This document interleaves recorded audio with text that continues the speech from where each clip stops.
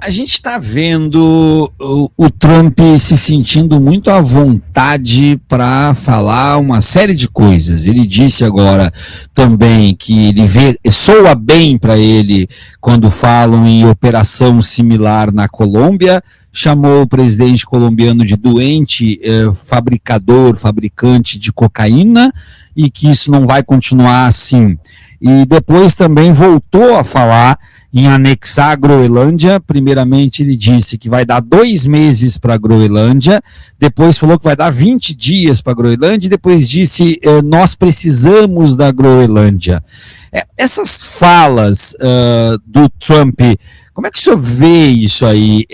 Isso faz parte de discursos vazios, ou depois do que ele fez na Venezuela, isso tem que ser levado a sério? Eu aproveito para dizer que a Groenlândia e a Dinamarca já se pronunciaram hoje, dizendo chega de ameaças, não queremos mais saber desse tipo de discurso do presidente americano. O senhor acha que vai ter uma escalada para além da Venezuela por parte do Trump?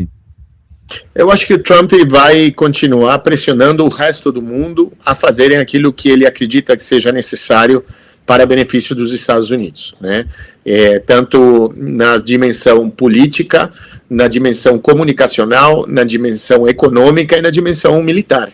Você não consegue influenciar o mundo inteiro da mesma forma de todos os jeitos, né? A Venezuela, obviamente, sofreu inicialmente 10 anos de um bloqueio, de uma medida coercitiva unilateral, esse é o termo utilizado, ou seja, uma ação ilegal, né, sob a ótica do direito internacional perante a Venezuela, coisa que os Estados Unidos já faz contra Cuba há mais de 60 anos, que você viu os Estados Unidos fazer contra a Líbia, contra a Síria, contra o Irã, contra a Rússia, contra qualquer país que ele acredite que tenha que se subordinar às suas vontades. Então, nesse momento, você teve uma Venezuela de 10 anos de bloqueio econômico, que obviamente derrubou a sua economia, gerou milhões de pessoas que emigraram por questões econômicas para fora da Venezuela. Uma parte delas foi para os Estados Unidos, mas a maioria delas desceu para o Peru, para o Chile, Equador, Colômbia, né?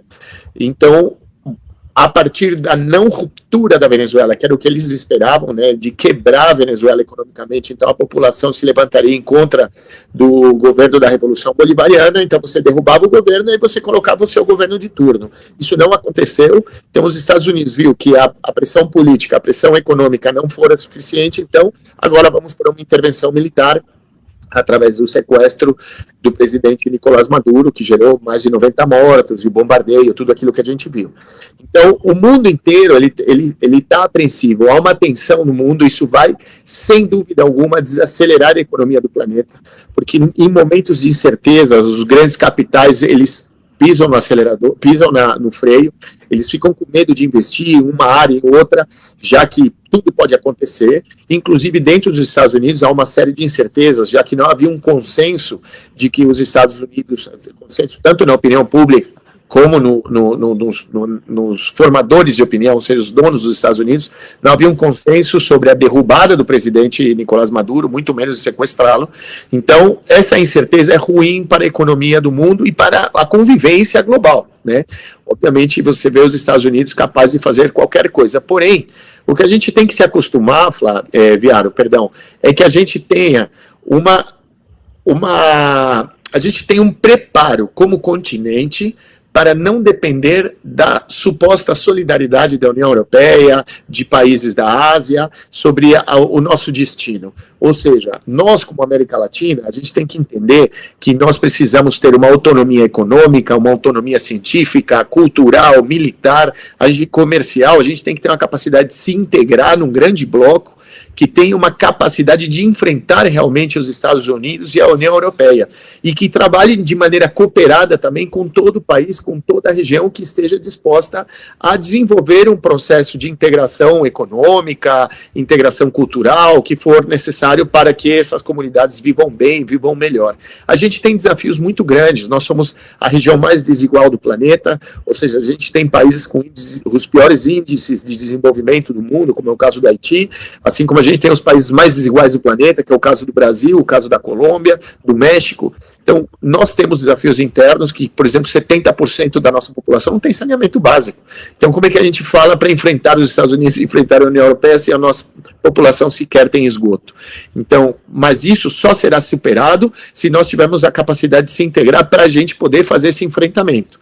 Porque a gente sabe que os Estados Unidos sempre vai utilizar a força, as armas, e isso acontece desde que os Estados Unidos foi conformado como um Estado, como uma república. Os Estados Unidos invadiu o México, roubou metade do seu território, isso que conformou geograficamente aquilo que a gente conhece como Estados Unidos. E dali em diante, ele sempre fez o mesmo. Como você fala da questão da Colômbia, a Colômbia está, eu estou nesse momento na Colômbia, há uma apreensão muito grande, sim, por quê? Porque o presidente Donald Trump, sabendo, obviamente, o que ele estava fazendo, ele conseguiu encontrar uma caixa de ressonância dentro da oposição colombiana e em setores importantes dos meios de comunicação e da população, apoiando essa suposta iniciativa dessa ameaça de bombardeio, de matar o presidente Petro ou utilizar as armas para depor o governo e impedir que a esquerda ganhe novamente as eleições. Então, nossa dificuldade de entender, eu diria, porque tudo parece Netflix, né? Tudo parece uma grande série de televisão. Mas se a gente olhar para o passado, inclusive, o Panamá era um estado da Colômbia. O Panamá ele foi roubado da Colômbia pelos Estados Unidos no final do século XIX, porque os Estados Unidos comprou a obra do Canal do Panamá dos franceses, já que eles não tiveram capacidade técnica de concluir aquela obra, mas os Estados Unidos compraram e disseram, então, mas vamos fazer o seguinte, vamos criar um país que a gente tem absoluto controle dele, vamos tirar a Colômbia disso, e supostamente criar uma independência do Panamá, uma guerra Panamá-Colômbia, coisa que nunca existiu. Na verdade, os Estados Unidos compraram o Panamá, ficaram com o Panamá. Então, aconteceu apenas 100 e poucos anos, o que não pode acontecer agora. A história, você sabe, ela é cíclica, ela de alguma maneira continua, se repete, então a gente não pode duvidar de uma ação mais ostensiva, muito além de um sequestro de um presidente, que gere mais violência, que gere mais mortos, e principalmente uma insegurança para a nossa região. Desde Maquiavel já se falava em história cíclica, né?